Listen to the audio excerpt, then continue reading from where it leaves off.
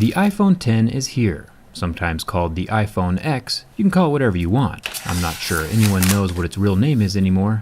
Poor guy. Inside the box, Apple was nice enough to include some headphones and an external headphone jack to replace the one they removed from the phone earlier. These cost $10 a piece if you lose it. It's time to durability test this newest addition to the Apple family and see what we can expect from the top-of-the-line Apple flagship.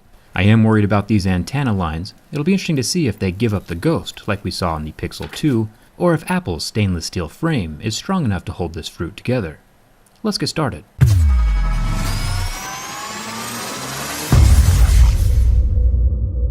Starting with the scratch test, this brand new Super Retina, top-of-the-line, one-of-a-kind HD LED display is the same one that some Android phones have been using for the past 7 years. Right now we're interested in the glass above the display. I'm scoring the surface with a set of Mohs hardness picks to see how scratch resistant the glass is. Plastic scratches at a level 3, and pure sapphire would scratch at a level 8 or 9. Most flagships these days, like the LG V30 or Pixel 2, scratch at a level 6, and that's exactly what we're seeing here with this iPhone X.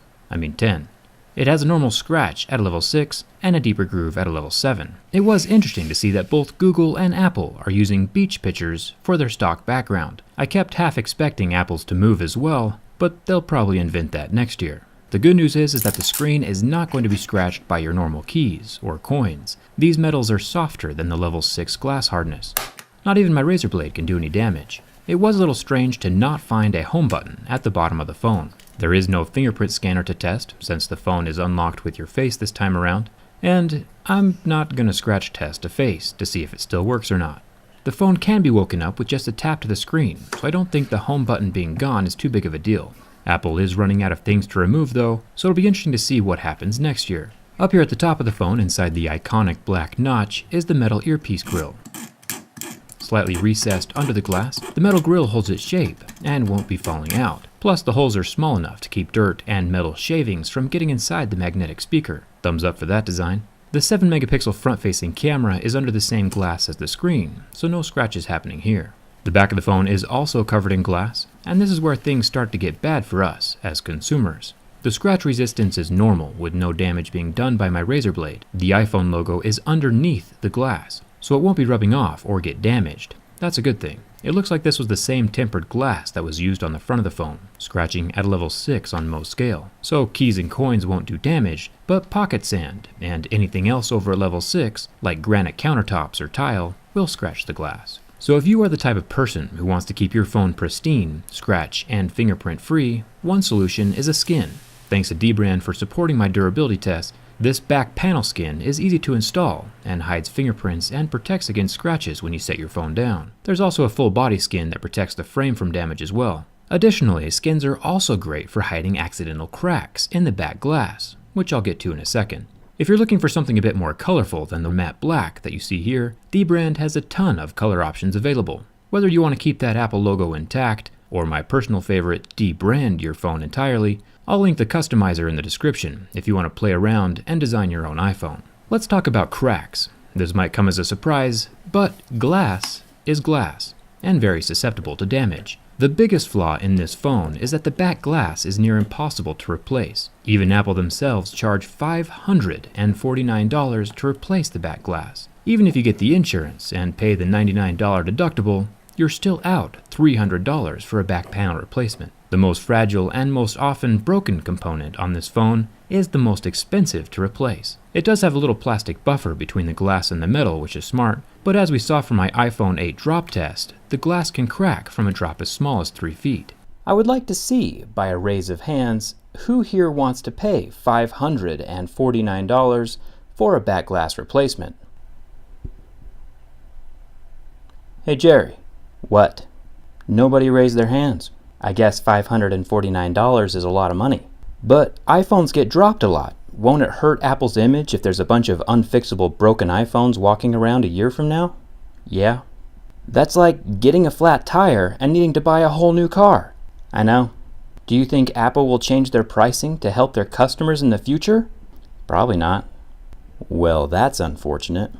If you do accidentally crack your glass and don't want to pay Apple's exorbitant pricing, skins are a valid way of making the phone look new again.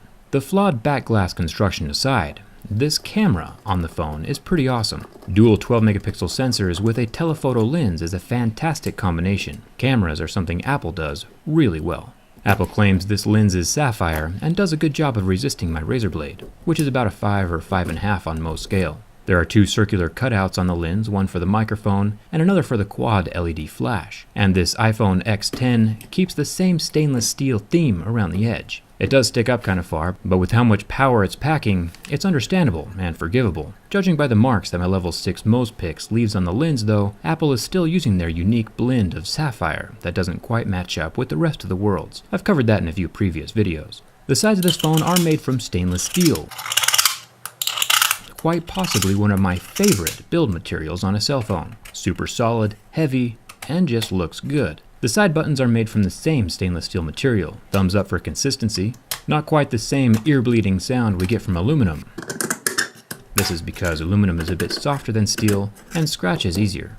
Down at the bottom of the phone, where the headphone jack used to be, may he rest in peace, I found something pretty cool. Apple's attention to looks and detail is probably one of the best. Inside the speaker and microphone holes, we get the matching stainless steel grille that flows pretty well with the exterior design of the phone. The little things like this is what sets Apple apart from the competition. Well, that, along with the extraordinary superior dongle selection in the Apple Store. This black plastic buffer around the edge of the front glass, in between the glass and the metal frame of the phone, is a good thing to help absorb some of the impact and stress from drops. It's similar to the buffer we saw on the back panel. Finally, we have the burn test. This is the first time Apple has used an OLED display inside of their smartphones. Their previous IPS LCD displays are really good, don't get me wrong, but it's hard to beat the colors on an LED panel.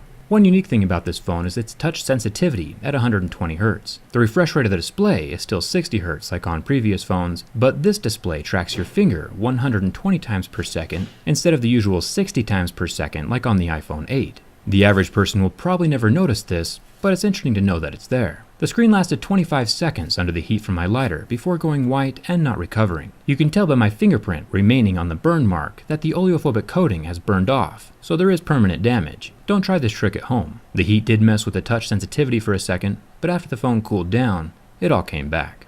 And finally, the bin test. It's time to see if those antenna lines are a weak point in the phone's design. Flexing the phone allows us to see how well the phone is constructed, and gives a general idea of any flaws that will present themselves in the coming years that you own your phone. There is a very minor flex of the body as I bend the frame, but there is no screen separation or body damage along those antenna lines, so the water resistance should remain intact. This is an incredibly solid phone. The Achilles heel of the iPhone X and iPhone 8 design is its irreplaceable glass back. It won't bend, scratch, or burn, but one little drop and it'll be cracked forever. $549 is just an incredibly unrealistic and unreasonable charge for something as fragile and prone to breaking as glass. Aftermarket Samsung back glass replacements are $20, so it can be done. Apple just chooses not to. To each their own though, this phone passes my durability test with flying colors and will make a great addition to any Apple ecosystem. Just consider getting a case or a skin for protection. I'll have a link to dbrand in the description right below this video so you can design your own iPhone.